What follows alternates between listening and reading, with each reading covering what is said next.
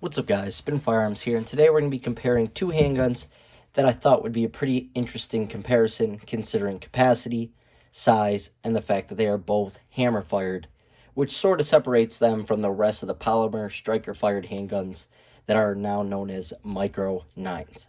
Now, one thing I want to say before we get started is I actually have another hammer fired 1911 double stack micro 9 that's affordable coming to the channel for review. I want you guys to stay tuned. It didn't make too much news. It wasn't the most popular release, but similar to the CSX and the FN Reflex, like I said, it's not the most popular, but it definitely deserves to be mentioned. Anyways, the Smith & Wesson CSX. One of my most popular videos was about this handgun because the internet simply ruined it. All it took was a handful of influencers that, had a problem with it in terms of they didn't like the trigger reset or they didn't like the mag spacer or whatever the case may be, and it absolutely destroyed this handgun. I talked to a Smith & Wesson rep at a local range of mine. He said that's exactly what happened. It basically destroyed the release of this handgun. Therefore, all eyes were off of it, and nobody wanted to even rent it and try it simply because a couple YouTube videos they saw online. Now, what do we have here? Forward serrations, rear serrations, and an extremely small handgun for the 12+1 capacity. This has a lot of benefits compared to a lot of the other micro 9s on the market today, and even ones that I have, right? The number one thing I like about this handgun is how it feels in my hand. I get 2.5 fingers on it, 12+1, 13 rounds, hand rides super high because of that beaver tail, a very short, slim slide for a very low bore axis. This has the least amount of recoil out of any micro 9 on the market, and it's not even close. And it has an all-metal frame. Ergonomics are just on point. And that's another reason why it has such low recoil, is because it just feels so good in the hand. On top of that, you have these serrations up top that sort of help you line up your sights. 3-dot sights with a textured rear. Obviously, it's not single action, double action like everyone was freaking out. They should have made it this, they should have made it that. No, you just have a simple cocked and locked, nice defensive trigger. This isn't a competition. This isn't a race gun. This is, I want something that's still got some weight to it for when I'm under stress, right? No rail. Who cares? It's a micro 9. If you're carrying a light, all this extra stuff, just carry a bigger gun because that flashlight's going to be sticking out farther anyways, right? And on top of that, I don't go out at night, so I don't really care about rails. I got 3 kids under the age of 6 and a beautiful wife. I have no reason to be outside, so I'm not. Like I said, 10-round mags, it's there. It's pointless, though. I don't even know why they ship it out to non-mag restricted states because +2 is only that little space or more, so it sort of makes no sense. Removable back straps that, like I said, are the highlight of this handgun. The highlight of the handgun is the speed, recoil management, and how it feels in the hand. This one fits my hand really well. Then they also have some texturing here. That's all you need for shooting, right? We're going to touch on the trigger. Awesome finish. I've had this handgun for, ever since it came out. No problems with the finish. I do carry it from time to time. The barrel still looks really nice. No rusting, nothing. So they did a great job on the finish, as most Smith & Wessons are. 3-dot white sights, but there are many options out there on the market for replacing and turning them into tritium or night sights. Now, I believe this has been discontinued. I've seen these as low as $425 online. If you find this for $425, you better pick it up. If you find it used for $350 like I've seen it, you better pick it up, and you will come back to this video and you will thank me. Anyone who has gone out and bought one of these has come back and said, you know what, you were right. And that's not the point of this channel. The point of the channel is just for me to guide you guys in the right direction, not to make me feel like I'm right about everything, because I'm not. But this handgun was solid, and people are just ridiculous. Everything functions well. Mag drops, slide rack's really smooth, safety is stiff and easy to release. It is just a really nice, well-made handgun. Now, trigger. Let's check this out real quick. Okay, right here I have a Glock 23. Right here I have a Glock 27. If I were to complain about this trigger, I would be an idiot. Like clean, crisp. But yeah, it's about 5.5 pounds. Who cares? No sponginess. Nice wall. Nice clean break. Everything I want in a defensive gun. I don't want a 3-pound trigger. I don't want a lemon squeeze. I want something that's nice, has a nice wall to it, but a clean, crisp, light break. Now, reset.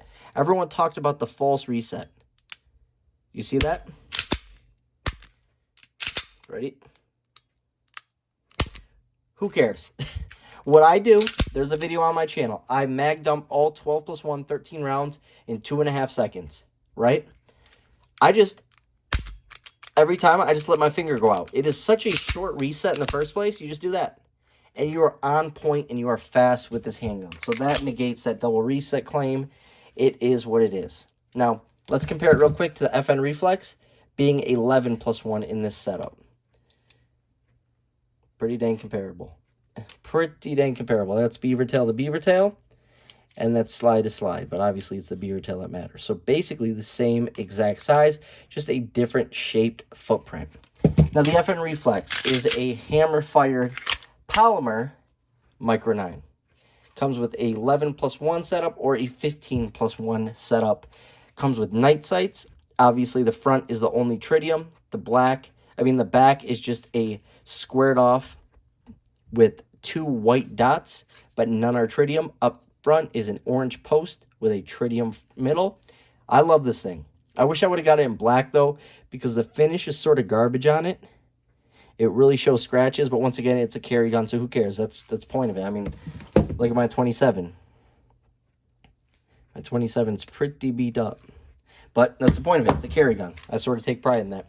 Comes with a rail, a really ergonomic grip, but I would say right here, it sort of feels like squared off or rectangled off. Nothing some grips can't fix. Actually, like right here. So it's sort of like jabs in your hand. That's been a complaint for some people. I don't care. I shoot it just fine. No problems whatsoever. One thing I will say about this, launches that mag. That slide is just so nice and crispy. Like I said, the finish is probably the downfall of this handgun, but everything else is just great. One thing I will say as well is it's very similar to the Hellcat. If you have a Hellcat, seen a Hellcat, shot a Hellcat, size-wise, it's basically a Hellcat in the grip. Just this part is squared off and feels a little different. But your hand sits pretty high for that beaver tail. Like I said, this is also hammer fired, but it's an internal hammer. No safety on this. But anyways, trigger, really nice. Let's touch on it. Crisp, clean, but it is a different trigger. It's not your average Micro 9 trigger. You're just going to have to get used to it a little bit longer reset. But light. It's light. It's probably sitting at 4 pounds. I mean, I don't... Check this out one more time.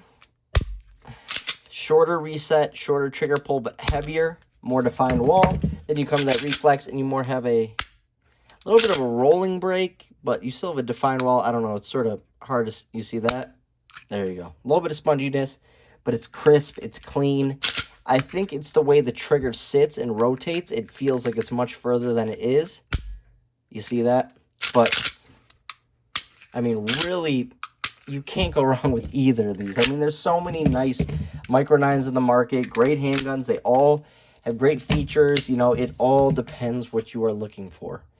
Now, out of the two, which one do I like better? That's a tough question. That's a really, really tough question. It's really hard for me to answer. Honestly, I like the Hellcat.